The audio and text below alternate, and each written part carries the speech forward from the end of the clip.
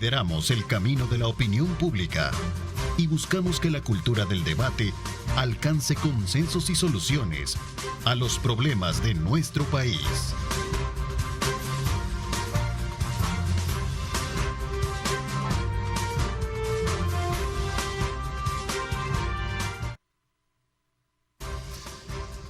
¿Qué tal, amigos? ¿Cómo están? Qué placer enorme saludarles. Bienvenidos una vez más a una edición de su programa Diálogo 21. Como siempre, agradecemos a Dios Todopoderoso por darnos ese privilegio de poder ingresar hasta la intimidad de sus hogares y poder llevarles a ustedes los diferentes puntos de vista de los temas que aquí abordamos con nuestros panelistas. Saludo cordialmente a Tania Pastor esta mañana, abogada de la República. ¿Cómo estás, Tania? Bienvenida. Gracias, Ernesto. Un saludo a toda la audiencia de este programa y bienvenido al doctor Acevedo, que por primera vez acá nos acompaña, Lee Walter, Marvin y a toda la audiencia nuevamente. Así es, en efecto, le doy la más cordial bienvenida y gracias por aceptar nuestra invitación al economista doctor Carlos Acevedo. Bienvenido, gracias por acompañarnos. Bueno, muchas gracias, Neto. Es un gusto estar aquí con el viejo amigo Walter de hace más de 3 décadas y con Marvin de más reciente y ahora conociendo en persona a Tania. Bueno, qué bueno tenerlos acá con nosotros. Saludo cordialmente también entonces a Walter Raudales. Bienvenido, Walter, ¿cómo estás? Gracias, Ernesto. Como le dijiste a Tania, abogada de la República, Walter, periodista de la República. Periodista de la República. Fíjese que a los abogados a donde vayamos siempre nos ponen dicen, abogado de la República. Abogado y notario de la República. Bueno, es un funcionario público. Periodista y escritor de la República. Bueno, entonces... Sí. Bienvenido, Marvin, también, ¿verdad? Bueno, antropólogo de la República. Bienvenido. Gracias, Carlos, gusto verlo. Igualmente. Gracias, la verdad que como siempre muy contento de estar acá en la culminación de una semana más de trabajo y sin duda alguna el análisis pertinente de temas que han estado acaparando la atención. Venimos de un periodo vacacional, hoy en este día viernes, después de que estuvimos un poco ausentes. Y desde luego el punto medular de todo esto es el tema de la seguridad, que por cierto el día de ayer en la Asamblea Legislativa se aprobó la 13ª, ¿sí? Prórroga del régimen de excepción también. Bueno, antes que nada, sobre la vacación, este año, por primera vez fui a conocer el centro histórico. Fui también a Subcity y de verdad que la afluencia de turistas, tanto internacional como nosotros los salvadoreños que nos acercamos a estos lugares, realmente da mucha satisfacción. Yo me asombré bastante incluso que en el centro histórico hasta alquilan bicicletas, Ernesto. Y bueno, es una actividad bastante importante en esta época de economía que ya nos va a introducir el doctor, cómo nos encontramos con los resultados del FMI, pero en todo este estrés, yo creo que este tiempo y esta gran sorpresa que fue el centro histórico en términos turísticos, creo que es muy bueno para el país. Me gustó la frase de la ministra, El Salvador está de moda. A pesar de todos los factores que ya vamos a hablar, ciertos aspectos negativos que no podemos invisibilizar, sin embargo, dentro de todo lo negativo, dentro de todo el estrés que estamos viviendo a diario, creo que es muy positivo para el país cómo se movió todo esto, el tema del turismo, hubo menos, incluso a pesar de, hubo más controles vehiculares, hubo más multas, ya lo dijo el ministro también, pero también hubo menos muertos, entonces es una vacación fue bastante productiva. Por supuesto que un muerto es lamentable y se siente mucho, sin embargo, creo que se va mejorando en ese sentido y al final del día podemos concluir que en cierta medida las multas sí influyeron o los controles vehiculares a que ya no hubiera tanta persona ingiriendo bebidas alcohólicas al volante, aunque sí se retoma nuevamente el tema que la distracción al volante es el factor número 1 que causa accidentes. A propósito de eso, fíjate que anoche en la pequeña sala del Teatro Nacional acompañé a Noé Valladares a la exhibición de su película La Travesía, que habla sobre la migración de salvadoreños hacia Estados Unidos. Una más, porque han salido varias últimamente. Exacto. Entonces, pero lo que quiero comentarles es que cuando fue el conversatorio... Son películas, perdóname un poquito, Marvin, ¿son películas o son documentales? No, esta es película de ficción, sí, con actores y que ha hecho Noé Valladares, que la presentó ayer. Qué bueno, porque estamos produciendo también en el centro histórico, en la pequeña sala del Teatro Nacional. Sí. Quienes la quieran ver, está en Amazon, la pueden ver ahí. Es interesante cómo aborda Noé Valladares el tema de la migración en La Travesía. Y había gente de México en la presentación, lo que quiero decir, gente de Canadá, gente de los Estados Unidos, que habían venido y estaban en el centro histórico, y es interesante que cuando pasees por el centro histórico, los jueves que haya cine nacional, bueno, va a ser cine latinoamericano también, en la pequeña sala del teatro, pues puedas meterte como se hace en las ciudades no civilizadas, ¿verdad? Sí. Entonces sí, es interesante. Me da una gran envidia que en San Miguel no tengamos un centro histórico como el que se está construyendo aquí en San Salvador. A ver, pero tienen un teatro lindo también. Claro. Tienen un teatro muy precioso. Claro, lo que hay que hacer es reavivar el centro histórico. Ahora, tú hablas de revitalizar, revivar, y la parte económica que en su momento se mueve muchísimo. Hablando de eso, doctor Acevedo, Carlitos. Sí, bueno, yo creo que en la economía estamos muy condicionados por los factores externos que son realmente negativos, casi todos, desde la inflación global que sigue alta, aunque ya está bajando un poco en Estados Unidos, ya bajó a 5 el último dato, pero sigue siendo alta en relación a lo que sería la meta del 2%, y luego la ralentización de la actividad económica en Estados Unidos que nos pega directo a través de remesas y de exportaciones. Las remesas y las exportaciones ya están también ralentizadas hacia El Salvador desde por lo menos el cuarto trimestre del año pasado, y probablemente se van a seguir ralentizando este año. Entonces todo el contexto global es bastante negro. Warren Buffett acaba de decir hace 2 o 3 días que él piensa que van a seguir cayendo más bancos en Estados Unidos, lo cual obviamente le mete presión al tema de la política monetaria de la Fed.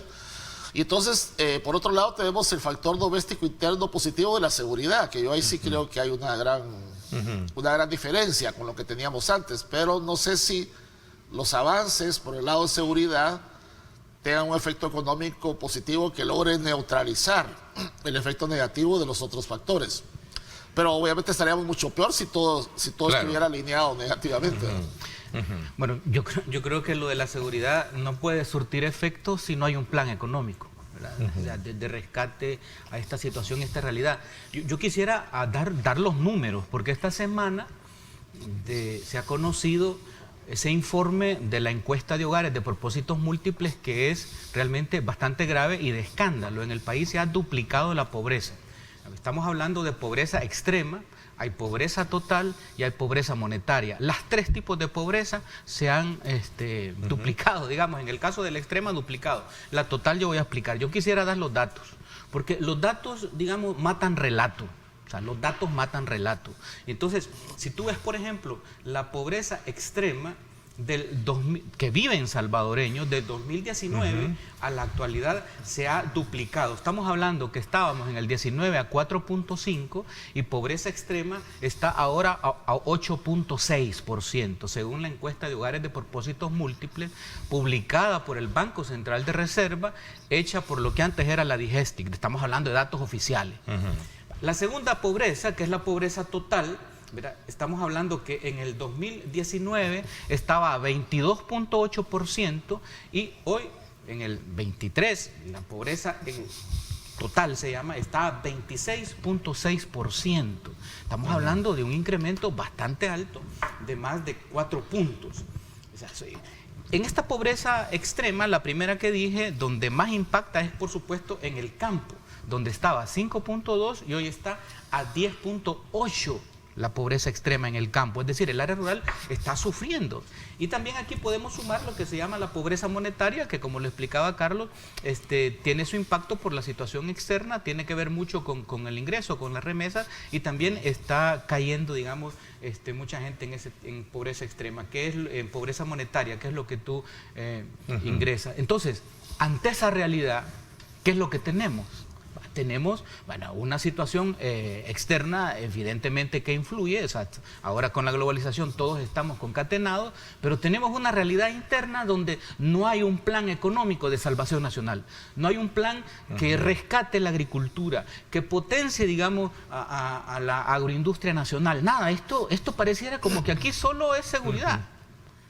Como que solo es seguridad. Tenemos que entrarle, tiene que haber un plan nacional de rescate de la economía. A ver, ¿qué piensa el resto de la mesa con relación a ese punto? Que solo hablamos de seguridad y no hablamos de economía. Solo termino con esto. Manuel López Obrador convocó a casi la mayoría de presidentes de América para hacerle frente a este asunto económico y solidariamente ver cómo El Salvador, qué está haciendo ante esta grave realidad de duplicación de la pobreza. Yo no creo que ningún gobierno se quiera llevar los laureles de que en su tiempo aumentó la pobreza. A ver, ¿qué piensa el resto? Yo creo que también hay que ser un poco justos. No es este gobierno el que tiene pobre a El Salvador. Por supuesto que las acciones que tome son las que van a definir hacia qué rumbo vamos en este país. La seguridad era necesaria para poder entrar. Hablábamos antes, ¿qué hacíamos con las universidades si los chicos no pueden llegar a ellas? Entonces no es que no sean necesarias las universidades, es que había que sentar las condiciones para que nuestros muchachos dejen de desertar de las escuelas, para que vayan a las universidades a prepararse, para que dejen de creer que buscando medios de sobrevivencia que no tienen nada que ver con la formación académica es la mejor vía, o que en el sector del agro ya no se dediquen al agro, sino que decidan emigrar. Es decir, no hay que culpar solamente a este gobierno, porque ciertamente sí hay responsabilidad, por supuesto que todos los gobiernos la tienen. Sin embargo, por cierto, sí, esta encuesta salió antes. Estamos hablando del 19 acá, es decir, a eso nos referimos. Esta encuesta, la que decían que no iba a salir porque habían disuelto la DIGEST, salió hasta antes, ¿verdad? Pero bueno, es una de tantas paranoias de los críticos del gobierno, que no digo que el gobierno lo hace todo bien, sin embargo, es una de las tantas mentiras que se caen con esta encuesta que salió hasta antes. Sin embargo, por mucho que el resultado o la medición sea de estos años, que el país no se ha vuelto pobre en estos últimos 4 años. El país ha sentado las bases, especialmente en el último año, para que se pueda trabajar en la economía. De aquí en adelante es completa responsabilidad del Estado lo que se haga. Sin embargo, yo propondría o concluiría que debemos enfocarnos en 3 aspectos: el agro, la educación y continuar con la seguridad, porque sin la seguridad no se hace nada. Pero la educación habría que inyectar, solo termino con esto. No sé de qué plan habla, Tania, no sé de qué plan habla, licenciada. No sé de qué plan habla. Entonces, en la educación, inyectar más fondos a todos estos proyectos que ha implementado la primera dama, creo que son estupendos. Simplemente le falta fondeo, hay que priorizar esa área, porque a la larga lo que se piensa es que sin educación la situación económica se va a agudizar en sentido negativo en el mundo entero, pero especialmente en cada país al que no le apueste en la educación. Ok, quisiera escuchar a Carlos, porque aquí hemos manejado números y en su calidad de economista me gustaría, antes de darte la palabra, Marvin, bueno, no sé, ¿qué piensas de este debate alrededor de que primero o es el huevo o es la gallina? Digo, en términos, perdóname, un poco peyorativos, de decir o primero la seguridad o es primero la economía. No, el debate es que hay un problema de pobreza y no hay plan. Pero tú decías, pero tú decías, el debate tiene que ser ese, que está haciendo el gobierno es una pobreza extrema. No, de acuerdo, pero tú hablabas del énfasis, que por qué estar hablando de seguridad si aquí hay un problema de economía. Lo planteé en mi argumentación, desde mi argumentación, entonces, eso lo planteé. ¿Tú te recuerdas que estuvimos en un debate cuando se habló de que iban a disolver la DIGEST? Y que nosotros en aquel debate que compartí contigo esa vez decíamos, bueno, en realidad no importa dónde esté la DIGEST, lo que importa son los datos, que podamos tener acceso a los datos. Tú mencionabas algo que es importante destacar, y es que le han cambiado nombre, ya no se llama DIGEST, no recuerdo cómo es que se llama. UNEC. Lo importante es tener acceso a esos datos, que hoy Walter nos comparte, que es importante tenerlos porque nos permite a los analistas saber cómo está el país.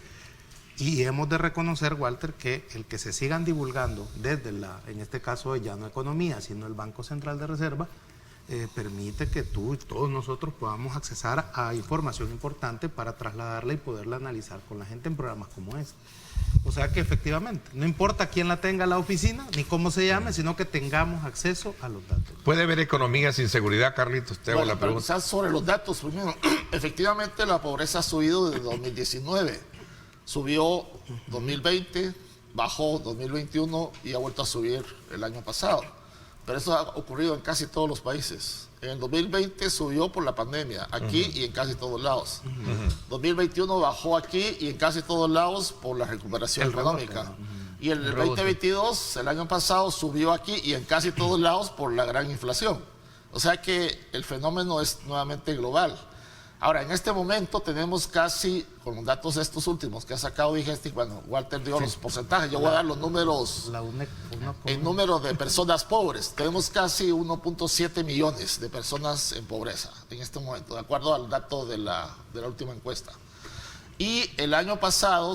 Perdón, 1.7 millones, estamos hablando de pobres. 1.700.000. 1.700.000 pobres. Sí, es que pensé que era porcentaje. Sí, 1.700.000 pobres, y el año pasado subieron un poco más de 130.000 pobres. Aumentó el número de pobres, ya no en porcentaje, sino en número de pobres. Esto con respecto al 2021. Desde luego este es un tema lacerante al que hay que entrarle, y aunque yo considero que el gobierno no es responsable de esto, sí es responsable de darle una respuesta, al igual que no fue responsable de la pandemia, pero el pueblo espera una respuesta del gobierno ante estos problemas. Y aquí es donde viene el tema que plantea definitivamente se necesita un plan económico. Yo creo que a pesar de que en su momento el plan Cuscatlán fue bastante criticado, porque en realidad era una especie de caldo de cabezas, tenía varios elementos de un plan económico que de alguna manera se están recuperando. Digamos, todas estas apuestas estratégicas que yo creo que debería ser la columna vertebral del plan de reactivación, de alguna manera están o bastante explícito están en el plan Cuscatlán. Entonces yo creo que el gobierno sí tiene un plan, digamos, no es como los planes quinquenales de los gobiernos anteriores, pero eran muy buenos, pues se quedaron en el papel.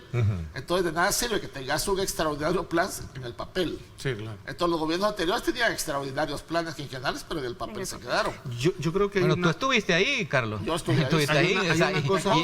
Pero algo se hizo. Hay una cosa que... algo se hizo. Pero no de acuerdo a los planes. Sí, claro, pero hay una cosa importante. Yo creo que esta campaña que se avecina va a permitir a los aliados del presidente poder plantear soluciones y opciones y apoyos para el tema de la agricultura, que es algo grave, ¿no? En el caso de Oriente, la gente está asustada por la cosa de cómo se va a sembrar, cómo se va a comer, cómo van qué clase de apoyos van a haber, y hay mucho silencio de los funcionarios allá en Oriente de qué se va a hacer y cómo trasladarle a la gente confianza, seguridad, y eso no abona a que haya, frente al tema de seguridad, que todo el mundo te lo reconoce, que ya está dejando de hablar de la seguridad de la gente por comenzar a hablar de la comida. De la comida, que es el tema importante. Yo soy de los que creo, tú que eres economista, y esto es importante que tú estés en el panel, que aquí la salida que debemos de idear es la reactivación de la agricultura, porque es lo que nuestra gente puede hacer lo más pronto posible y tener ese dominio personal de garantizarse su comida en el campo, que eso ya te da, además de seguridad del tema delincuencial, esa seguridad personal de que tú controlas lo que te comes, lo que producís, y que haya esto de los agromercados, que no sé si se sigue haciendo, pero que se vuelva algo común para que la gente accese a estos productos de manera más barata y que el productor reciba la ganancia directa. Yo creería que ahí hay una deuda en el caso del Ministerio de Agricultura y Ganadería, de que se tiene que... Pero más allá del agro, del azúcar y del café, ¿verdad? Porque no, claro. El énfasis de un rubro, el énfasis de la política de atención para un rubro, Carlito, ayúdame porque no quiero asumir el papel que obviamente que le corresponde muy profesionalmente a un economista como tu persona, pero entiendo que eso es parte de una política de forma bien focalizada, pero el tema de la economía también encierra, y no nos perdamos un poco del énfasis primario con el cual comenzamos esta discusión, que es el tema de la seguridad. Pregunto de nuevo, ¿puede haber crecimiento económico si no tienes seguridad? No, definitivamente. Obviamente que no. Y ahí nos centramos, por eso es que yo planteo esa tesis. Pero quizás tampoco es que en automático, porque hay seguridad, va a haber crecimiento económico, ¿verdad? Ahí es donde concuerdo con él y Walter que el plan es necesario implementarlo, el agro es necesario reactivarlo. Porque Guatemala y Honduras tienen problemas de pandillas aún. A Honduras se le acaban de tomar los penales. Exactamente, Honduras está sufriendo. Y ha crecido más que El Salvador. Sí. Bueno, este tema de la seguridad de los años finales de los 90, cuando El Salvador entra en esta larga fase de desaceleración, se han hecho más de 30 estudios explorando por qué El Salvador no crece, desde FUSAD, BID, Fondo Monetario, Banco Mundial, como el gobierno de Estados Unidos, Fomilenio, y en todos aparecía el factor seguridad como una de las hipótesis principales que explicaba por qué El Salvador no crece. Esa restricción se ha removido, digamos, en el sentido de que, bueno, se han desestructurado las pandillas, han caído los asesinatos, las extorsiones, o sea, hay un clima diferente. Entonces ahora podemos poner a testear, a probar hasta qué punto esa hipótesis será cierta. Yo creo que se ve reactivación económica a nivel del tejido microempresarial, o sea, eso creo que es innegable. Hace unos días FUSAI y Apoyo Integral sacaron su índice de confianza de los micro y pequeños empresarios del último trimestre del año y la confianza de los micro se ha disparado. O sea, hay un optimismo que no se veía antes y ellos atribuían fundamentalmente al tema de seguridad. Ahora, para que esto se traduzca en los indicadores macro, yo creo que sí es un poco prematuro. No lo vamos a ver. ¿Cuánto tiempo aproximadamente podríamos ver? Yo diría un par de años, tal vez. Fíjate que no, yo quisiera decirlo con la mayor simpleza del mundo. En campaña aquí se dijo, ¿verdad? Que a nivel económico se iba a sorprender el mundo. Íbamos a hacer la economía que iba a sorprender el mundo. Eso se dijo en campaña. Entiendo que es campaña y que eran promesas de campaña que nunca se cumplen. Pero fíjense que mezclando seguridad con economía, fíjense que en la participación que tiene el ministro de Seguridad en la Asamblea Legislativa cuando pide la prórroga, ¿verdad?, del estado de excepción, dice una frase gravísima y peligrosísima que podemos sacarle algo positivo. Él dice lo siguiente: sabíamos que no solo estábamos activando un protocolo de guerra en contra de estos grupos terroristas, dice el ministro. O sea, es decir, está hablando de guerra contra grupos terroristas. Fíjense lo que dice después. También lo hicimos en contra de esos organismos internacionales y ONG que... Fíjense qué grave eso. O sea, que también hay un protocolo de guerra para organismos, ONGs y organismos internacionales. Lo dijo el ministro, ahí está la frase y fue publicada, y lo dijo en conferencia de prensa. Y yo me pregunto, ¿por qué el gobierno no declara la guerra a la pobreza? ¿Por qué no declara la guerra a la pobreza? O sea, con esos niveles como se ha declarado la guerra a las pandillas. Ya están diciendo que fue un éxito y están proclamando que vencieron las pandillas. Ahora, bueno, declarémosle la guerra a las pandillas. Declarémosle la guerra a la pobreza. Saquemos a este país de esta miseria. Estos datos que dice el doctor Acevedo, 1.700.000 salvadoreños que entran a la pobreza, eso a mí me parte el alma. A mí me parte el alma. Yo no puedo estar tranquilo sabiendo que hay hermanos nuestros que no comen, que se van a la cama y sus niños sin comer. Ahora 300.000 nuevos pobres, ahora 1.300, perdón, 130.000. O sea, es una cosa de espanto, pues. A nivel mundial, o sea, y a nivel, evidentemente, es una situación grave, ¿verdad? Además está la frase, aquella famosa frase bíblica: los pobres siempre estarán entre ustedes, ¿verdad? Pero eso no significa que no podemos declarar una guerra a la pobreza. Yo no entiendo por qué se agarran y se amarran al tema de la seguridad. No entiendo. Quizás porque electoralmente es beneficioso, no sé. Es que lo que sucede es que en los últimos 30 años, en las encuestas, era el problema que más preocupaba a la gente. Y era algo que no había solución. Aparentemente se llegó a decir que teníamos que acostumbrarnos a vivir con esto, ya no. Lo habíamos normalizado. Sí, y entonces que de repente pues ya no exista. Entonces es algo que evidentemente tiene que impresionarnos. O sea, te digo, tratar de corroborar, de poder subirte a los buses para ir al centro, por ejemplo, caminar en el centro y que no te sintas que te va a pasar algo. O la misma gente que vive en las comunidades, ¿no?, que puede hoy circular normalmente. Eso es algo que tiene un efecto. Ahora, la seguridad no solo es el tema de la delincuencia, la seguridad es poder hallar un empleo. La seguridad también es poder tener una pensión digna cuando te retires, poder comprar una casa.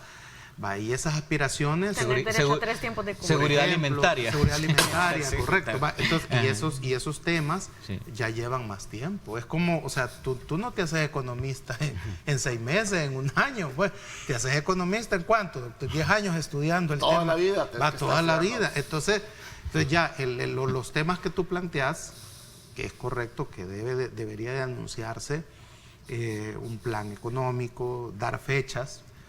Por ejemplo, Tania le acaba de preguntar al doctor, ¿en cuánto tiempo podemos ver que la seguridad ha capitalizado en la reactivación económica? De la microempresa. Entonces, él habla de 2 años. Entonces, te fijas, nunca va a ser algo...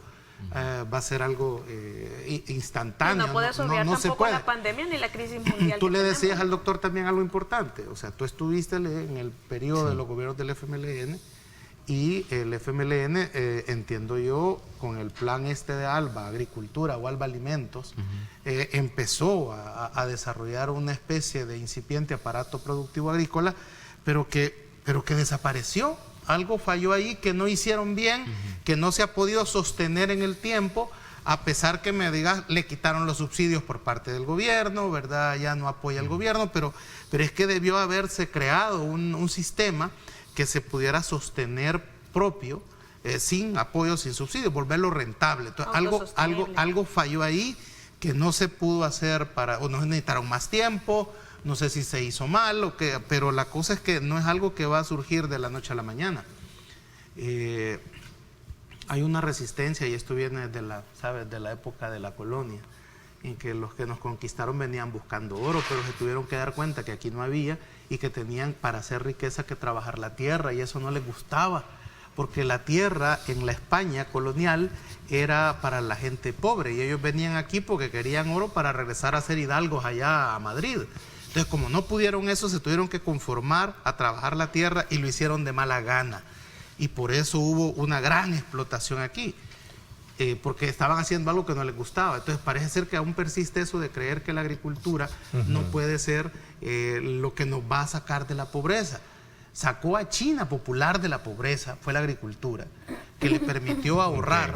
Sí, y después comprar tecnología. No son temas excluyentes, lo dice Julio Valdivieso, nos está escribiendo y dice, no hay que plantear que son temas excluyentes, o lo uno o lo otro. Es que todo urge. Los deben de atacarse de la misma manera, me parece que... Todo urge, lo que falta es plata. Es correcto, es que en este país todo urge, ¿verdad? Claro, pero ahí es donde entra la parte, digamos, política, comunicacional y electoral. Bueno, ¿me entendés? O sea, porque lo económico no te da frutos electorales, pues la seguridad sí. Entonces ahí es el punto. Yo pienso que hay que tomarlo en serio, hay que tomar en serio esto. O sea, estos datos, pero es que también, estos datos son serios. Es decir, si la seguridad es algo que han hecho, que ha hecho este gobierno y que ha resultado eficaz en términos de resultados y eficiente en la utilización de recursos, parece que cae de su peso que obviamente lo van a utilizar a su favor como rédito electoral, así que las obras buenas por sí solas hablan. Lo que yo digo es que se utiliza esto de la seguridad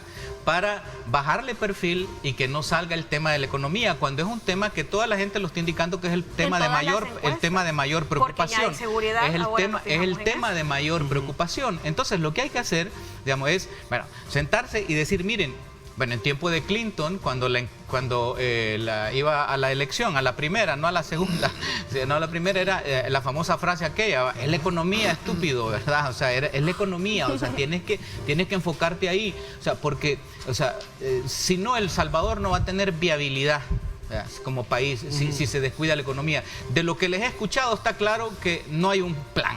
No hay un plan así esta realmente. Esta semana en la Asamblea Legislativa, no sé si antes de vacaciones creo que fue, que se aprobaron ciertas medidas también de beneficio arancelaria a productos que son básicos. No sé si fue esta semana o la anterior, pero lo cierto es que también paralelo a ello hay un esfuerzo por el tema de la verificación de precios de mercado. Hemos visto de manera muy constante, frecuente, operativos de verificación. O sea, todo esto engloba lo que tú estás planteando. ¿Qué hacer para minimizar el impacto que pueda tener un escenario económico frente al tema de las familias que están en esos niveles de pobreza? La baja de precios que ha hecho la Asamblea por aranceles, veremos con el tiempo si se ve en el mercado. Tenías 11 medidas compensatorias que también se dieron. Y en el caso de la Defensoría del Consumidor, Ernesto, que no tiene dientes para voy a hacer una pausa y regresamos un poco bajo ese énfasis. Carlito, no sé si tienes un poco también para sellar esto y luego regresamos. O, desde luego, hay que abrir un poco el abanico hacia conocer realmente el impacto que podrían tener o han tenido también estas medidas que en el pasado se aprobaron. Voy a dar la pausa mejor y ampliamos el tema para el tiempo correcto que vamos a tener. Gracias por sintonizarnos. Son las 6:59, 7 de la mañana en punto en el reloj digital. Gracias. Vamos a la pausa.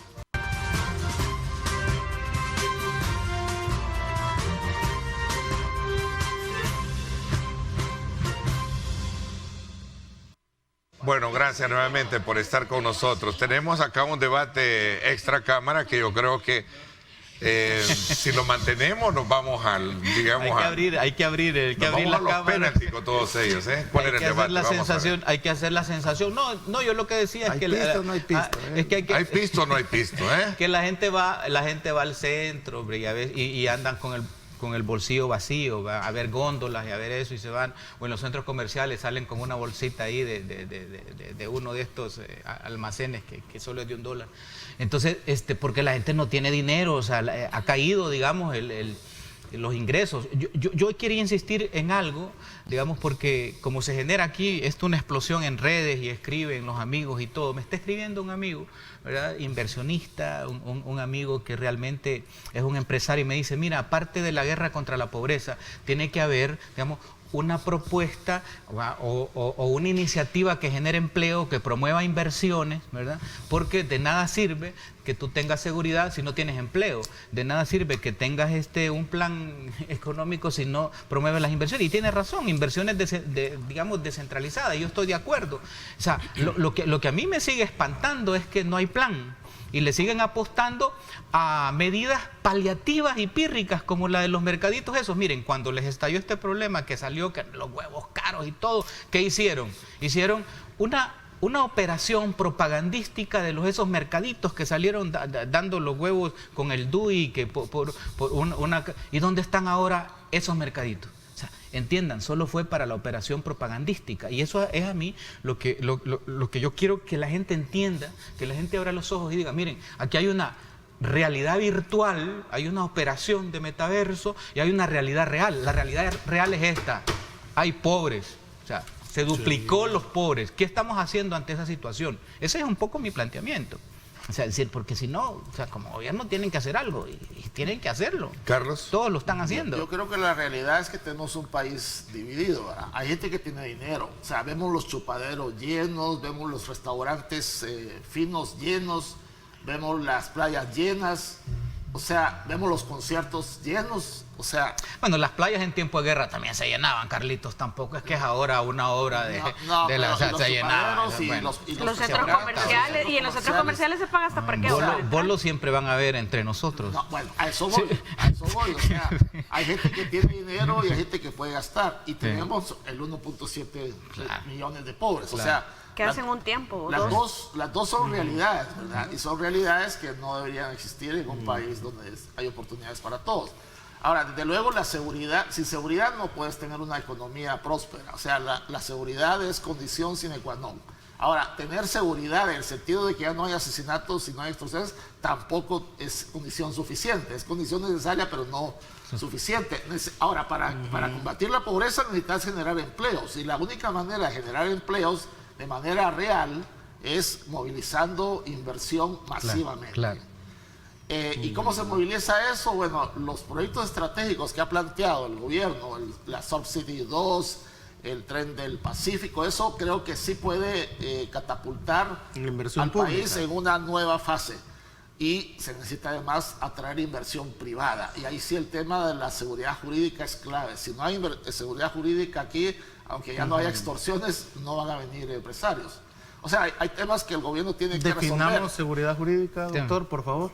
La seguridad jurídica es que viene una empresa acá, invierte y no le van a cambiar las reglas del juego. En las leyes estamos hablando, ¿no? En las leyes, sí. O que si hay algún problema, sistema judicial independiente. Algún litigio, hay un sistema judicial independiente que va a impartir justicia oportunamente. Entonces, si eso no está garantizado, no va a venir inversión extranjera. Los países han hecho, fíjense en eso que dice el doctor, que es importante. Por ejemplo, los Emiratos Árabes Unidos han hecho que su sistema de justicia sea administrado por los británicos y los jueces son británicos para garantizarle... Con pelucas también. Exacto, con peluca y todo.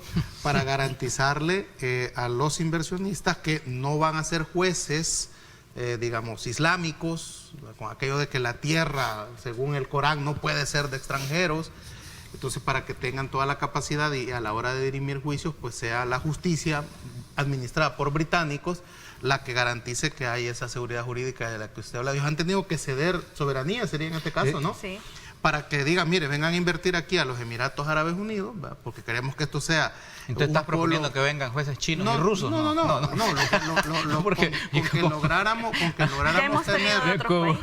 con que lográramos tener un sistema judicial en el que todos confiáramos, que es lo que está diciendo el doctor Acevedo, creo que sería un gran avance para el país, ¿verdad?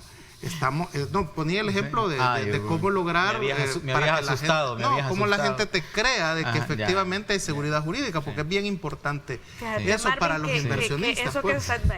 No lo estoy sugiriendo para el país, sino que estoy planteando hasta qué punto yo creo que llegan. en el país siempre hemos tenido un gobierno de jueces, un lamentable gobierno de jueces, en donde quien al final del día nos ha gobernado siempre es la Sala de lo Constitucional, ni siquiera la Corte Suprema de Justicia en pleno, sino que la Sala de lo Constitucional, que porque apunta le han dado porque se lo ha autoatribuido y nadie lo ha puesto en su lugar. Sí, entonces, ¿qué es lo que hemos tenido en El Salvador? Un gobierno de jueces en donde apunta de jurisprudencia, los magistrados de la Sala de lo Constitucional desde hace muchísimos años nos vienen gobernando.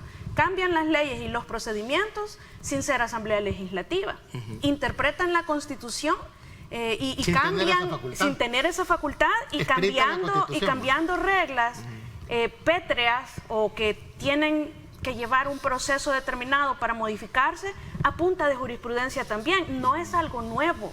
Entonces, no es que vamos a comparar la seguridad jurídica con la de antes, y Estados Unidos siempre lo dijo, lento, ineficaz e ineficiente, corrupto además. Eso es lo que hemos tenido. Si lo queremos ver en términos de quién está en el poder, antes se lo repartían, habían maletines negros debajo de la mesa que se transaban los funcionarios por gobernabilidad o por conveniencia política. Eso está hasta en la Constitución. Una de las salas es llamada popularmente la sala del pisto. Claro, y allí muchos han evolucionado económicamente, dicen las malas lenguas, en términos de posibilidades económicas, personas por ahí, pero no me consta, entonces no puedo decirlo tan claro como lo decís vos. Sin embargo, eso es cierto, es un secreto a voces que eso sucede, pero lo importante de reconocer o que merece el estudio es qué diferente hay ahora de lo de antes. Sí, ahora es una concentración de poder que es evidente, nadie va a negar, y antes era una repartición con maletines negros por gobernabilidad, por conveniencia política, lo que teníamos. Entonces, ¿qué tan diferente es lo que tenemos ahora que lo que teníamos antes? Se supone que debía ser diferente, pero no lo tenemos, empezando por la elección de los funcionarios de segundo grado, que es igual, no ha cambiado en absolutamente nada, pero para eso necesitamos trastocar la Constitución, hacer reformas integrales. Yo creo que necesitamos una nueva Constitución, pero no lo podemos hacer. Bueno, yo entiendo que entonces hay que impulsar nuevamente ese proyecto de reforma. Yo entiendo que esto es una república, es una democracia, y que lo que dijo el barón de Montesquieu de los tres poderes del Estado es lo que priva, digamos, en la Constitución, ¿verdad? Y por ejemplo, en la Corte Suprema de Justicia hay varios que están en la lista Angels también, ¿verdad? Están en la lista Angel. Y recordemos cómo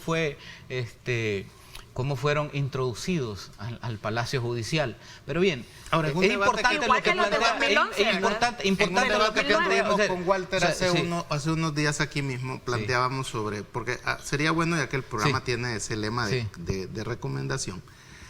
Y entonces, ¿qué hacemos? Yo planteaba, tú te acuerdas, sobre una teoría económica salvadoreña.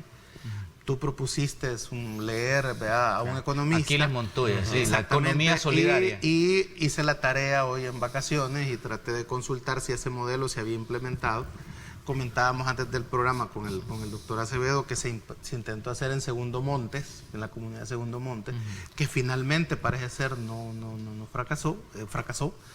He hablado con miembros del Partido Comunista que qué les parecía esa propuesta y me dijeron que finalmente eso había fracasado. Más allá de que no es de legitimar esa propuesta, sino de construir un modelo económico a lo salvadoreño, tropicalizarlo, a dónde nos vamos a situar dentro de este concierto de naciones para poder sacar el país hacia adelante en el tema económico. Le vamos a, por ejemplo, Las grandes economías que han partido de cero le han invertido a la mediana y la pequeña empresa. Cuando usted va a ver países, de los 10 países más ricos que son pequeños, su gran fortaleza está en la mediana y pequeña empresa. Habría que preguntarse, ¿por qué no se apoya entonces un programa a la mediana y pequeña empresa? Vámonos a la agricultura, mediana y pequeña empresa agrícola, agroindustrializar el campo, ayudarle a la gente a que pueda producir con lo pequeño que tiene. El Estado, entiendo yo, tiene 400.000 manzanas podría subsidiar quitando el IVA a los productos agrícolas, propiedad del Estado, para poder desde ahí hacer un despegue para recuperar el aparato productivo agrícola. Revivir, pónganle otro nombre, va a crear en el Banco de Fomento y el IRA, crear un organismo que permita que haya una reserva estratégica de alimentos para cuando pasen estas cosas, poderlas sacar al mercado. Fíjate que ese es un tema que en lo particular yo siempre he insistido y lo veo desde el punto de vista como ciudadano, y porque muchos se preguntan, bueno, ¿y por qué si fue funcionable en la época de los 80 y que bajo el aura de intereses medio raros se le tiró la cortina de que era corrupto, que generaba corrupción, para después cambiar todo el modelo de la agricultura, de la economía agrícola y volvernos más importadores que productores? Entonces, ¿por qué no volver a revivir este tema que obviamente podría ser un respiro para muchos productores locales? No estaríamos incluso con esa pena de saber de que estamos más importando hoy en día frijoles de los que nosotros estamos produciendo. Y para meter al pleito al doctor, ya que usted es economista, ¿por qué ustedes los economistas no han creado una teoría económica salvadoreña? Yo sé que ahí está Tomás Piketty en Francia, ha creado una donde le pongan impuestos a las grandes fortunas. Hay que ponerle aquí impuestos a las grandes fortunas. Fiscales, tributarios. Y estoy de acuerdo en eso, el sistema de recaudación. Sí. Pero ¿qué pasa? Que no le hemos atinado. ¿Qué es lo que hay que hacer, doctor, en el tema económico? Yo en lo personal no soy muy inclinado a esa idea de tropicalizar, porque para tropicalizar lo que tendrías que hacer es irte como Robinson Crusoe a una isla en medio de la Micronesia y reconstruir todo como lo sabemos que hay que hacer. Si estás en una economía global donde todo está interconectado y vos querés hacer tu aldeíta con tus reglas propias y todo propio, no puedes hacerlo, simplemente. Pero la cultura nuestra no puede ser ignorada a la hora de hacer un plan económico. No, por supuesto que no. Lo que hay que hacer es buscar la configuración institucional que te permita sacar mejor partido del sistema de economía de mercado. Tipo modelo sueco, ¿verdad? Ahí sí yo estaría, digamos, abierto a una... Interesante, porque es la derecha la que ha gobernado Suecia. Bueno, Suecia, me refiero al modelo nórdico, antes de que la derecha llegara a Suecia, ¿verdad? Claro, o sea, el modelo escandinavo. El modelo escandinavo, ¿verdad? Claro, con el calorcito de aquí. El tema de la agricultura es fundamental, o sea, eso hay que resolverlo, y ahí sí yo consideraría, digamos, un mix del programa de agricultura familiar que se implementó cuando Mito López Suárez era ministro de Agricultura, que fue muy exitoso en aumentar la producción de granos básicos. Yo creo que fue lo que se hizo. El paquete agrícola, fundamentalmente, el darle a los campesinos los fertilizantes que antes venían importados, controlados por Fertica, ¿verdad? Y la otra, que teníamos los fertilizantes más caros de Centroamérica. Eso combinado con la reactivación del IRA, porque el problema del IRA es que sí, neto, yo creo que derivó en corrupción. Que es el típico riesgo de una institución estatal. Pero si hay una buena gobernanza, una institución transparencia estatal un como el IRA, de empleados públicos.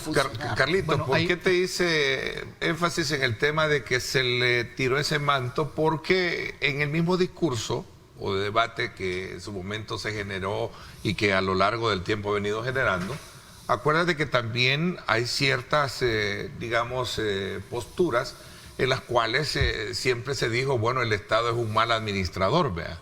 Y el Estado no es que ha sido un mal administrador y por eso se iban a hacer las privatizaciones. No, el problema es que quienes lo administraban eran malos administradores. El IRA pudo haber sido bueno, era bueno. Incluso que querían utilizar en la asamblea anterior para privatizar el seguro social. Entonces yo me refiero a ese tipo de... Mira, hay un tema que yo quiero agregar a partir de lo que dice Carlos. Mira, la economía de mercado, Carlos, definitivamente, digamos, en el mundo, ¿verdad?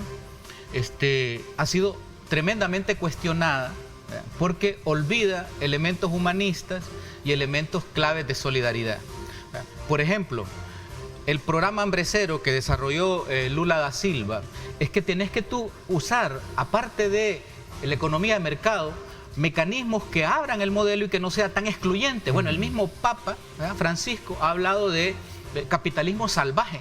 Entonces tú no puedes hablar de una economía de mercado si no le aplicas el concepto de solidaridad, el concepto de humanismo, digamos, a esta economía de mercado, porque entonces quedamos al vaivén, digamos, de esa mano oscura del mercado. Entonces, bueno, hay una pobreza. Aquí tienes 1.700.000 pobres, de los cuales han aumentado en estos años increíblemente. O sea, ¿qué haces para atender esa pobreza real que es en este momento? Carlos ha dado la solución. Fíjate, cuando habla del modelo escandinavo, brevemente, que ya vamos a la pausa, es los escandinavos, como tenían a los soviéticos a la par y tenían miedo que se propagara la revolución bolchevique a los países escandinavos, decidieron su modelo. Es lo bueno del socialismo y lo bueno del capitalismo, y ahí ellos crearon su sistema económico. Punto medio, ¿verdad? Que es lo que nos hace falta en El Salvador, porque como somos fanáticos y el fanatismo nos extremiza, entonces no hemos llegado a entender que hay cosas buenas que vienen de la izquierda y hay cosas buenas que vienen de la derecha. Tú dices, hay que ser incluyente, claro, pero eso hay que pagarlo, pues. De algún lado tienen que salir las políticas de inclusión. Y para eso la derecha te dice, mira, pues hay que conseguir el dinero de esta forma. Si te doy la palabra cuando regresemos. Si tú has votado el dinero en el Bitcoin, hermano, ¿por qué no lo diste a los pobres? Si vas a votar en el Miss Universo, ¿por qué no se lo das a los pobres? Ese es otro tema. No, no es otro tema.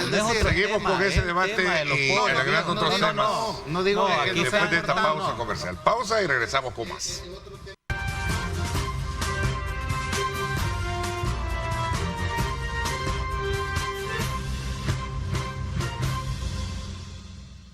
Bueno, gracias nuevamente por estar con nosotros. Lo cierto es que el tema de la economía, que viene siendo un elemento importante dentro de la estructura de desarrollo que el país ahora merece ser atendida después de tener resuelto uno de los más grandes problemas que en la historia misma ha venido demostrando que ha golpeado fuertemente a esta, que era el tema de la seguridad, es punto de honor en la discusión que tenemos hoy en día y también desde la perspectiva de nuestros panelistas, la focalización en aquellos sectores que merecen ser atendidos. Sí. Me habíamos quedado ahí. Para retomar, mira, el Bitcoin creo que fue un error de creer que iba a ser una política que iba a causar el gran milagro económico en El Salvador. No es un error y un robo. No estar en contra de las criptomonedas. Bueno, pero ya subió, hoy está en 30. Pero es que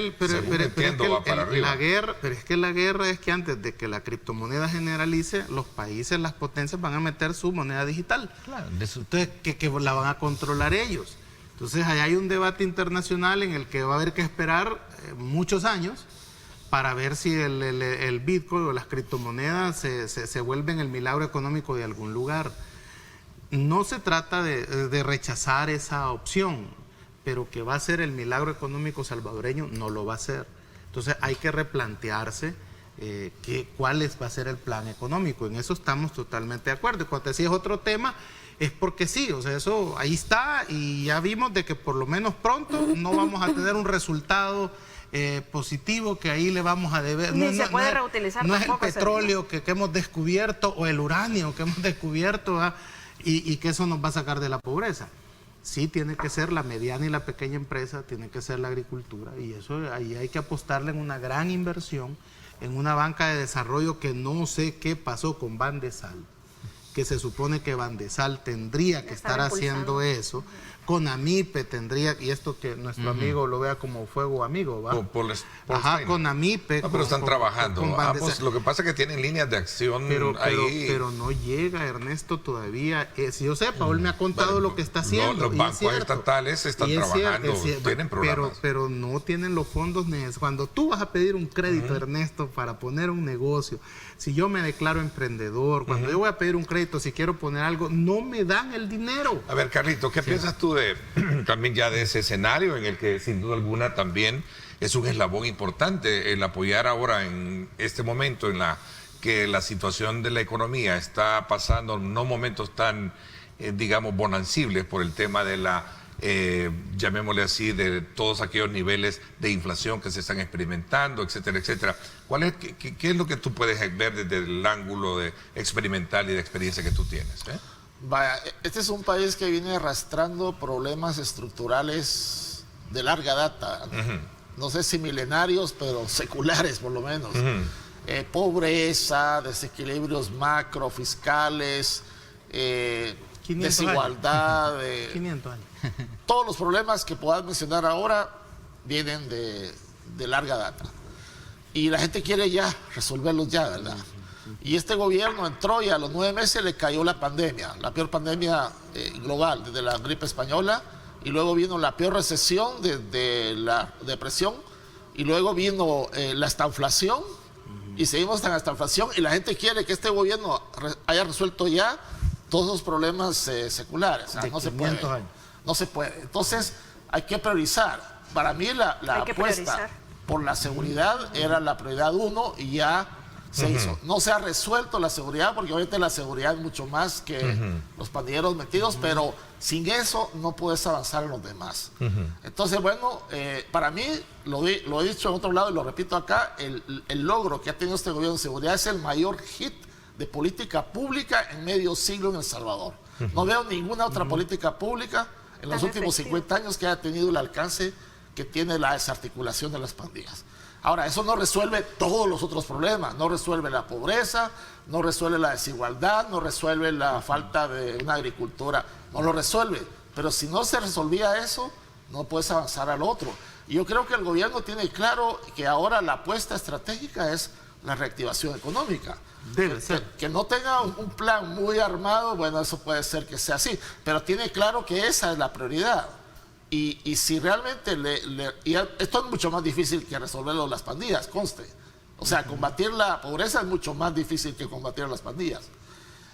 Pero bueno, ahí está la apuesta, y en la medida en que los proyectos, esos emblemáticos de reactivación económica, vayan teniendo éxito y se consolide este nuevo clima de seguridad y empiece a movilizarse mayor inversión privada, yo creo que se va a ir reduciendo la pobreza, pero no lo vamos a ver ni este año, ni el siguiente, ni el siguiente. O sea, quizá a finales del siguiente periodo podamos ver una reducción más o menos significativa de la pobreza, si todo lo demás marcha bien. Si se empieza a hacer bien todo desde ahora.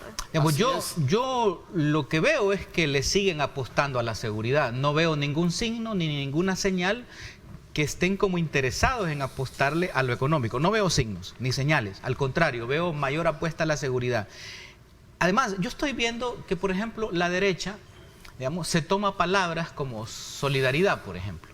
Ahí está un partido nuevo, Gama Fuerza Solidaria, un partido de derecha. Esa palabra solidaridad, yo no la veo expresada, digamos, en ninguna realidad de política de gobierno. Porque estos pobres, que es gente con nombre y apellido, con hijos, viviendo en la miseria, viviendo en la pobreza, bueno, describirlos, bueno, es impactante. A veces nuestra realidad no nos deja, o la gran saturación comunicacional no nos deja verlos, pero ahí están esos pobres, ahí están. Mientras tanto, lo que dice el doctor Acevedo, en ese proceso, porque el sacar de la pobreza es un proceso, mientras ese progreso, que se mueran. Mientras tanto, ese proceso, que se mueran. Entonces, ahí es donde entra la palabra solidaridad. Ahí es donde entra la solidaridad que hay que tener, digamos, o sea, un plan, pero de reactivación, pero de emergencia, de combate, porque esto es grave. Urge a tu criterio un plan de reactivación. Para ir cerrando un poco el ciclo de este tema, porque queremos hablar un poco sobre el calendario electoral. Esta polémica que se ha generado, o mejor dicho, esta discusión o debate sobre los términos concretos del calendario electoral y las aprobaciones de ciertos partidos o modificaciones de diputados. Exactamente. Me gustaría que pasáramos a ese tema, pero cerramos un poco el ciclo ya, Carlos. No sé si lo damos por sentado de que se necesita obviamente pasar a un nuevo escenario. Reactivación del agro, apostar a la educación de la primera infancia. El apoyo al sector. Formalización del comerciante. Ya está terminando este periodo electoral, este periodo. Bueno, entramos al periodo electoral. Queda un año, ¿eh? Un año, porque digamos. Sí, ya estamos para comenzar. Y ya luego en junio. ¿Le parece si regresamos un poco a examinar el clima electoral? Voy a hacer la pausa y regresamos con más. Gracias por estar con nosotros.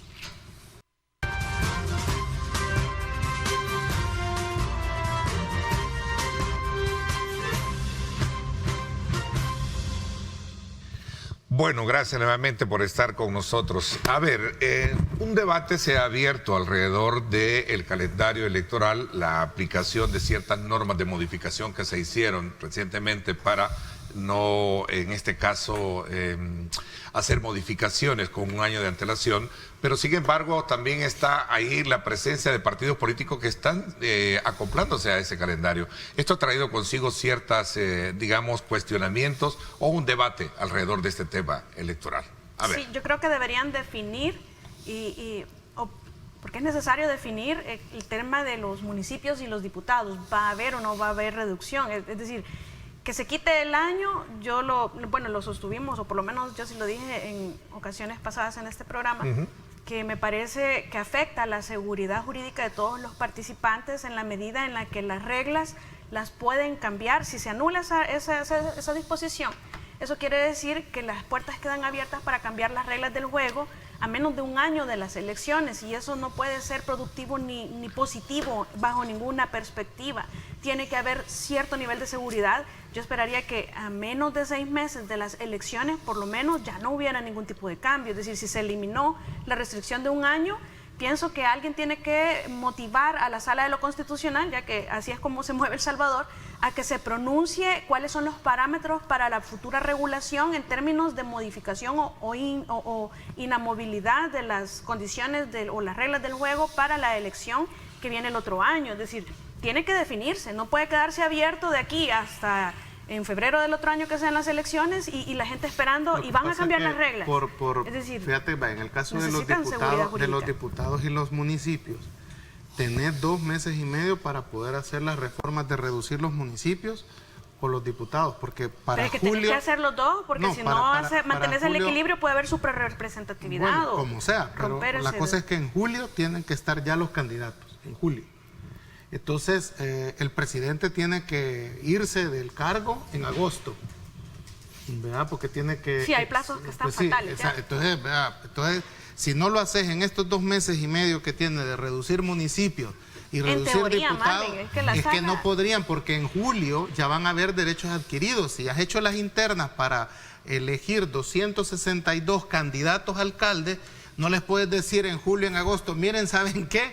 Ustedes que ya fueron electos ya no van a ser candidatos. O sea, se te va a armar una... En estado natural, es como tú decís. Se te va a armar una revuelta interna en todos los partidos políticos. Se te va a armar y Nuevas Ideas va a ser el que más problemas va a tener, porque es el que tiene 150 alcaldías. Entonces no le vas a decir a sus candidatos ya electos que ya no van a ser candidatos de la noche a la mañana. O sea, que tienes que, si van a reformar los municipios y los diputados, si los van a reducir, o lo hacen hoy en abril, mayo, junio a más tardar, para que ya queden electos en julio, que es el plazo tope pues para elegir a los candidatos, los que van a ir.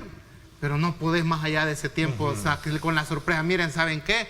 Lo siento, ¿verdad? Ya te elegimos, pero aquí se hace lo que yo digo. No puede ser así. Bueno, sí puede ser así, pero va a tener consecuencias electorales, pues. O sea, va a estar generando un problema en todos los partidos políticos. Por eso es que cuando anulaste... Y un descontento en la población. Cuando tú derogaste o anulaste, para que se comprenda esta disposición, inmediatamente había que sustituirla o había que manifestarse cuál era la siguiente regla. Porque dejarlo abierto, eso genera inseguridad jurídica. Correcto. A todas las personas que van a participar, y eso no es bueno para el electorado. Al final, que solo nosotros terminamos votando por lo que nos dejan los partidos políticos, es cierto, pero incide en forma negativa en los votantes y al final del día en quienes van a ser nuestros gobernantes.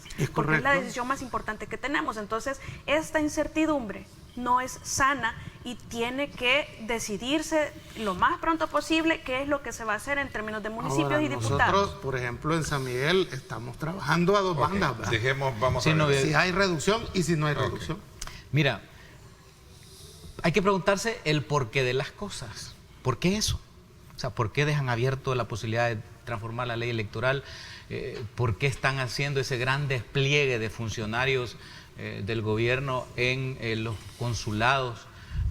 ¿Por qué el gobierno ha invertido más de 3 millones en equipo de cómputo, ¿verdad? Que no es del tribunal, es del gobierno, ¿no? Son preguntas que tú te haces. Miren, en el Partido Nuevas Ideas hay un profundo nerviosismo profundo. Los datos y los rankings que están haciendo internamente les están expresando, ¿verdad? Y ellos ya están testeando lo que está pasando en realidad. Pero tienen un enemigo, el enemigo peor que tiene ahorita el Partido de Gobierno Nuevas Ideas es el tiempo. Se los está comiendo el tiempo. Y lo que tenían que hacer antier, ya no lo han hecho, que era precisamente ese cambio para tener mejor réditos electorales, porque saben que van a bajar en diputados, sus estudios lo demuestran, y querían ver de alguna manera, pero eso tiene demasiadas implicaciones. Hacer una transformación de municipios implica ir en contra de la idiosincrasia, en contra de asuntos culturales, que tiene un efecto electoral, entonces sería el efecto contrario, por eso no lo han hecho. Ahora se habla que solo van a hacer la parte esta de disminuir diputados, que es otro lío, ¿verdad? Y entonces ya el tiempo es su peor enemigo. Ahora, hay una cosa también bien importante, esa barbaridad de dejar que los hermanos en la diáspora tengan un mes para votar de manera digital. Eso abre, digamos, un gran flanco, unas grandes puertas enormes de catedral de posibilidades de fraude. ¿Cuál es el problema? Que los Estados Unidos ya les informaron que, vea, hacer algún tipo de trastoque o fraude usando la internet de los Estados Unidos, como es el terreno de norteamericanos, es un delito. El espacio radioeléctrico, eso es delito federal. Y ojo con eso, porque ahí es donde se podría hacer el megafraude del cual yo hablo. Ahora, en el país deja una cosa eso de preguntas y preguntas. O sea, ya a estas alturas el Tribunal Supremo Electoral tendría que tener el padrón, digamos, de votantes con pasaporte, el padrón de votantes con DUI, vencido o no vencido, todo lo que se ha establecido, todas esas reformas que hicieron para preparar ese megafraude. Que si lo hay no lo sabemos. Y entonces, imagínate tú, ¿cómo están las cosas? Entonces, tal cual va avanzando este proceso electoral, yo no lo veo como muy transparente, como muy cristalino. Hay demasiadas preguntas, demasiadas dudas. El mismo tribunal lo expresa. No nos dan el dinero en esto, no nos depositan esto. Tenemos que hacer campaña en esto. En la licitación que ha abierto el tribunal para manejar las elecciones en el exterior, Walter, ya hay 8 empresas. Y una de ellas es una de Estonia, que es Unión Europea, que es OTAN, ¿verdad?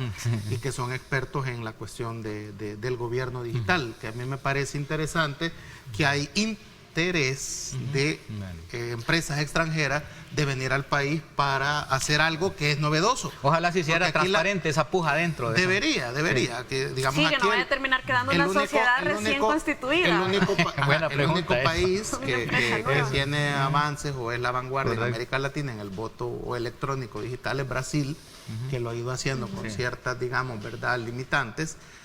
Y es bueno que hayan estas empresas en el exterior que quieran administrar este voto salvadoreño que se va a implementar electrónico, donde sí hay una deficiencia que no van a poder los partidos políticos, por ahorita no se les ha habilitado supervisar ese voto en el exterior, pero si hay empresas que van a estar auditadas internacionalmente, sí se puede a través de eso supervisar de que no haya habido, digamos, un hackeo al software, de que no haya habido un fraude y que haya sido todo lo más transparente posible. El magistrado que está en la lista Angels, cuando tú lees el relato de por qué está en la lista Angels, es porque se le acusa, ¿verdad? Los Estados Unidos de que le dio preponderancia y preferencia a una empresa extranjera. Extranjera. Pero no Carlos, decide un magistrado, ¿verdad? Carlos, es un colegiado. Este escenario electoral de alguna manera siempre mueve no solo el tinglado de los partidos políticos,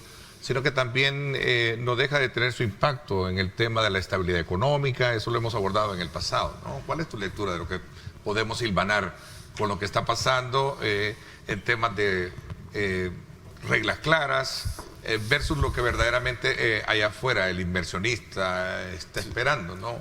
Yo creo que eso es bien importante, o sea, que el mundo esté convencido de que las elecciones van a ser transparentes y limpias.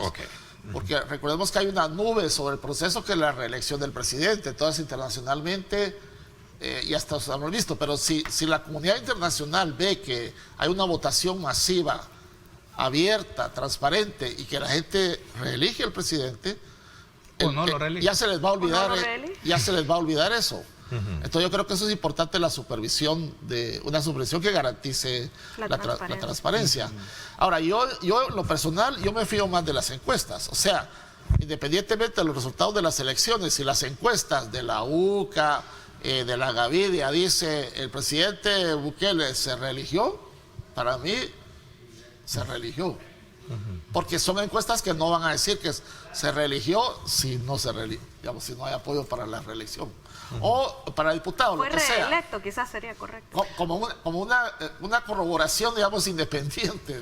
Aunque es inconstitucional, ¿verdad? Es inconstitucional, y al momento en que sea reelecto, él se convierte en ilegal e ilegítimo. Ok, mira, y la parte esta de los partidos políticos, Tania, que en su momento obviamente se está cuestionando de que no han cumplido los términos o están fuera de términos. Hay un aspecto legal ahí de por medio, tú que eres abogada, ¿cómo ¿Quiénes se ve? están fuera de términos?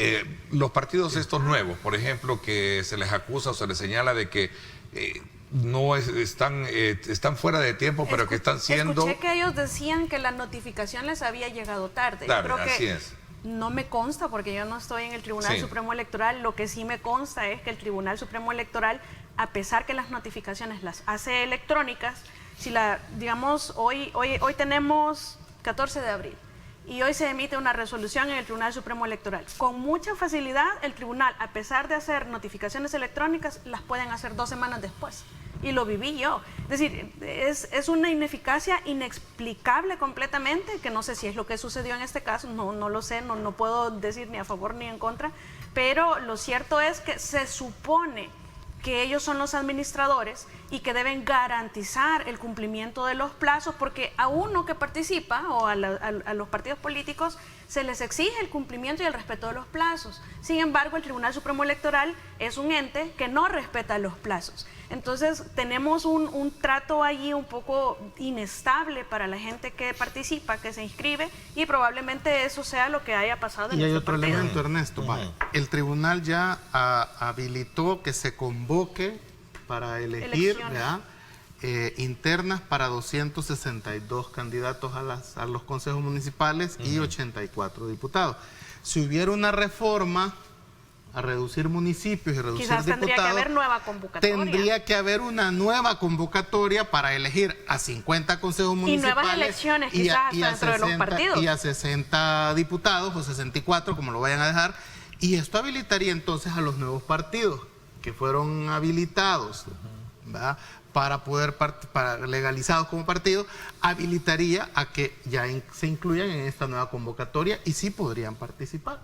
Porque el argumento es que se legalizaron después de la convocatoria. Pero si hubiera una nueva convocatoria, entonces partidos que todavía estén en el proceso, pues podrían incluso incluirse. Es decir, por eso hay que definir rápido si se van a reducir los municipios o no, y si se van a reducir los diputados o no, porque esto genera una inseguridad jurídica. Y ojo, yo que voy al territorio, está generando un desánimo de participar. Ojo, porque te dicen, bueno, yo quiero ser candidato a alcalde de aquí, de mi pueblo, pero si mi pueblo lo van a unir con otro pueblo, pues yo ya no quiero ser candidato, porque yo, ¿qué voy a ir a hacer? A pedir el voto de un pueblo donde no me conocen, ¿va? Entonces, exacto, por ejemplo. Entonces la gente eso está desincentivando la participación política. Pasan tantas cosas en ese Tribunal Supremo Electoral, de falta de independencia, de falta de valentía, de falta de honrar su magistratura. Fíjate que, por ejemplo, cuando llegan los libros del partido Fuerza Solidaria, el Tribunal Supremo Electoral tiene a todo su equipo haciendo el estudio de las firmas del partido que se llama Somos. Es un partido de tendencia socialdemócrata que ya estaban contabilizando y llega la orden, suspendan Somos y éntrenle a analizar a Fuerza Solidaria. Ahí están las publicaciones y están los videos donde Fuerza Solidaria tuvo problemas, ¿verdad?, con sus 50.000 firmas, y dicen que con 38.000 lo aceptaron. Hay evidencias incluso que en algún momento uno de los funcionarios de Fuerza Solidaria se da cuenta que en una de las oficinas del tribunal no tienen papel.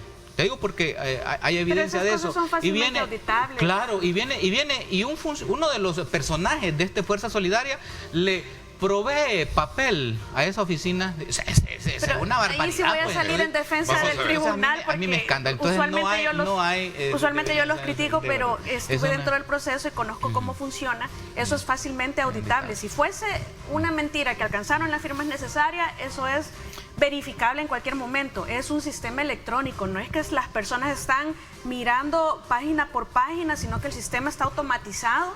Y no es tan sencillo como alterarlo, como quizás pensarían la gente que no ha participado no ha estado adentro, e incluso, digamos que un partido llevó cierta cantidad de libros, luego otro partido llevó otros, entonces luego que llevó otros más, entonces se pasan de este a este.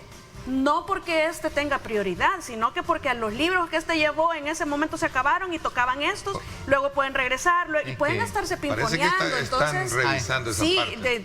Es decir, acusar cuando no se tienen las evidencias resulta un poco temerario y eso sí desincentiva realmente a la población para votar. Bueno, ahí hay un video donde se publica eso, que se ha hecho viral, donde el tribunal en su momento se va a saber. Yo sé que en su momento se va a saber todo lo que está pasando y cómo han sido esto. Ojalá fueran transparentes, porque si no se hace... Bueno, Marvin, te doy la palabra cuando regresemos y también a Carlitos. 7:47, el tiempo vuela. Nos vamos a la pausa y regresamos con más. Gracias por estar con nosotros.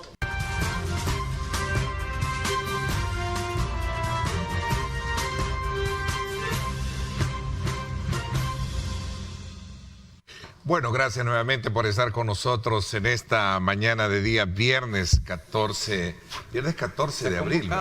Gracias por sintonizarnos. Gracias por estar con nosotros en nuestras cuentas digitales. Estamos en nuestro canal en YouTube también. Muchísimas gracias por estar con nosotros. Marvin, había quedado darte la palabra porque también, obviamente, toda esta nueva página que circunscribe el hecho de tener a un árbitro bajo la mirada y bajo los cuestionamientos o observaciones que se están haciendo, entra todavía en tela de juicio la palabra, bueno, realmente estamos respetando los términos para someternos a un proceso electoral confiable, o qué es lo que estamos viendo en esto. Porque hay mucha insatisfacción de algunos sectores que están viendo que se están generando, digamos, condiciones para favorecer a unos y en detrimento de otros. Pero esa es parte del debate, no lo digo yo. Eso es lo que yo recojo para someterlo a la mesa de consideración. Te lo voy a decir desde el punto de vista personal. Mis números en San Miguel, y yo estoy listo para ganar en las elecciones una curul. Pero si esto no fuera la realidad y el pueblo da un veredicto contrario, debemos de estar listos también para aceptar esa sentencia del pueblo en las elecciones.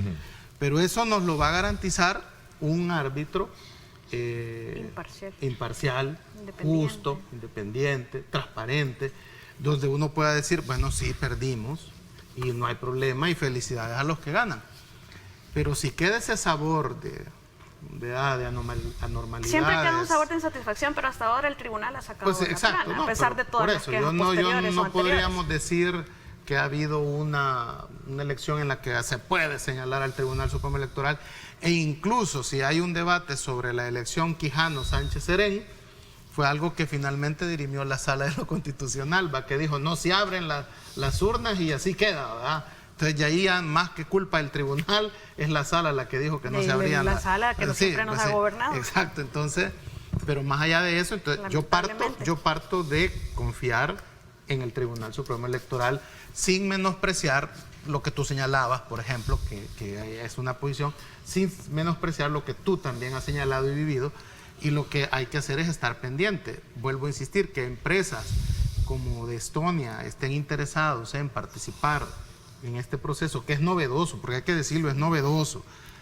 para la forma en que se hacen elecciones en el mundo, es una señal de que quieren ayudar a El Salvador hacer un buen proceso. Que una de esas empresas gane es todavía mejor señal. Y si ganara no tengo nada que ver con la empresa de Estonia. Sí parece. Sí, parece. No tengo nada que ver. Sí parece. Lo que sucede Habla ruso. es que ¿sabes qué pasa? Sí, hablan ruso, exacto. Claro. Lo que pasa es que yo he estado en Estonia y conozco su modelo de gobierno digital, que es increíble. O sea, pero tienen experiencia mucho exacto, en eso. En el gobierno digital. Y ojo, fíjate que en esa guerrita que se ha tenido los países bálticos con Rusia, desde Rusia han querido hackear los sistemas estonianos y ellos han desarrollado con OTAN toda una barrera de protección a sus datos, a sus redes, que es interesante. O sea, ellos saben de qué te hablan. Y detrás de ellos está la Unión Europea, es una certificación de la Unión Europea, y si tú quieres la OTAN, que no son precisamente países u organismos aliados de este gobierno. Vaya, Carlito, ¿cuál es tu expectativa ahí alrededor de ese punto en particular? Bueno, yo creo que aquí en El Salvador hemos tenido en general una buena experiencia electoral desde la firma de los acuerdos de paz, en términos de que no se puede decir que hay sombra de dudas sobre el resultado de alguna elección. O sea, en general, ahora, que eso haya garantizado una democracia vibrante, no lo creo, ¿verdad? Lo que hemos tenido no ha sido un balance de poderes, sino un reparto de cuotas de poder, con todo lo que mencionaba Tania de las negociaciones debajo de la mesa, maletines negros. No hemos tenido un sistema judicial independiente, ya lo decía Monseñor Romero, que aquí la justicia le muerde la piel, es una culebra que le pica el pie al descalzo. O sea, aquí ha tenido justicia el que ha tenido dinero para pagar un juez o para diputados. O sea, no hemos tenido ni democracia, ni independencia de poderes, ni nada de eso. Entonces yo por eso realmente no me lamento mucho con la situación actual del régimen supuestamente autoritario, de que todo está alineado bajo el Ejecutivo, porque así ha sido el país desde antes. O sea, lo que hace la diferencia es que ahora lo ha logrado por el voto popular, que le dio mayoría calificada, y antes se lograba a través de las componendas entre los partidos, ¿verdad? Pero en términos de los resultados electorales, yo creo que ahí no hay mayor cuestionamiento de que no han sido amañados. A mí me gustaría fíjate que yo, sí, bueno, usted, no, lo que es que yo quería un poco también hacer rápidamente en esta lógica electoral, brevemente, otro planteamiento. Bueno, uno que se anunció esta semana un grupo de organizaciones de izquierda, independientemente de la parte que no tiene nada que ver con el FMLN, por fin se han unido y es una buena noticia para marchar el 1 de mayo y se está conformando como una unidad, ¿verdad? Una unidad importante en este proceso. Entonces, pero siempre hay marchas, siempre hay marchas, siempre hay marchas, pero no hay, siempre hay marchas, pero no hay unidad. Es decir, no hay marchas, pero no hay unidad. Lo que ha sucedido ahora, las novedades que hay, por fin, ese movimiento social y popular se ha propuesto y dice, aquí está, hoy sí marchamos unidos ante el descontento, ante el deterioro de la democracia, etcétera. Y termino con un mensaje de un televidente que me dijo, mire Walter, agregue que para salir de la pobreza también hay que atender el tema de la salud. Me dice, porque tenemos problemas en la red de salud hospitalaria, en el Seguro Social, no te operan, dice un uñero si no llevas 2 donantes de sangre. Entonces, ¿cómo vas a salir de la pobreza si no atendes la salud? Okay. Ahí me queda. A ver. Sí operan, es decir, dice, sí operan, si no llevas las dos, creo que tal vez uno queda quizás con la deuda de llevar a los donantes, pero no es que no te van a operar si no los llevas. Bueno, a manera de conclusión, a mí me gustaría retomar el tema de la reforma constitucional, ya que estábamos hablando del Tribunal Supremo. Tribunal Supremo, los magistrados eligen hasta por menos diputados y la repartición político-partidista que hace la misma Constitución de la Constitución de sus miembros es en parte, a mí me parece, de lo que hay que cambiar en el término de elección de funcionarios de segundo grado. Estos son unos, pero sin embargo tenemos todo un suprapoder legislativo que por representación elige a estos funcionarios y que históricamente el proceso en el que han sido electos ha sido y sigue siendo, en mi opinión, defectuoso, muy a pesar de lo que se pueda considerar que ha mejorado o no ha mejorado en la actualidad, sigue siendo el mismo sistema, es decir, adolece del mismo vicio de origen que está en la Constitución, en el Ordinal 19, el artículo 131, y que esa reforma me parece que es importante retomarla porque debemos hacer un verdadero, nosotros en alguna de las pausas hablábamos del equilibrio o del porcentaje que tienen cuotas de poder cada uno de los órganos, es decir, es un solo gobierno, es un solo Estado, sin embargo, no es cierto que las cuotas de poder estén repartidas al 33.33%. Hay cierto equilibrio que necesita dotarse y que debe estar recogido dentro de la misma Constitución, que es necesario retomar. Incluso el mecanismo de elección de los funcionarios de segundo grado, los magistrados del Tribunal Supremo Electoral, es decir, abrir las puertas a una democracia participativa para que hayan posibilidades de que eliminemos esa gobernanza que tenemos, que ha sido lo que ha incentivado, en mi opinión, la corrupción y la impunidad de funcionarios que responden a intereses políticos partidistas. Y que sea representativo por el término, que incluso podamos hasta destituir funcionarios. El tiempo se nos agotó y realmente creo que nos deja un sabor a que se le puedan corregir todas estas, digamos, variables que en su momento no dejan de despertar un poco el debate, para bien o para mal, de quienes creen que debería de mejor sentarse una mejor forma y transparente de conducir el proceso electoral de cara al 2024. Hay algo como forma concluyente, sí, hay algo que los que estamos en política, los que nos sentamos en estos espacios debemos de tener claro, es que este país tiene 5 problemas. Cuando usted hablaba de priorizar 5. No, exacto, que son los que hay que atender a la vez, todo urge, Okay. Estos son los que hay que atender a la vez, es que el dinero no alcanza para llegar a fin de mes, no hay trabajo, el tema de seguridad, la salud y la educación. Esos son los 5 temas que cualquier gobernante, y tú que has estado en una institución como el Banco Central, que ve la economía del país, lo tenemos claro. Esa es tu plataforma de Estado. Y eso es lo que hay que empujar. Okay. Eso es lo que hay que empujar. Bueno, interesante. Gracias, Carlito Acevedo, economista, que esta mañana nos acompañó. Gracias. Tenerte. Gracias a Neto, a ti, un gusto estar aquí. No se pierda. Vamos a mantener esto. Tenerlo seguido. Gracias, Walter. La orden. Gracias a ti también, Marvin. Y Tania también. Gracias por habernos acompañado. Por mi parte, esto es todo por hoy. Pásenla bien y, como siempre, recuerden lo más importante: amar a Dios sobre todas las cosas. Lideramos el camino de la opinión pública y buscamos que la cultura del debate alcance consensos y soluciones a los problemas de nuestro país.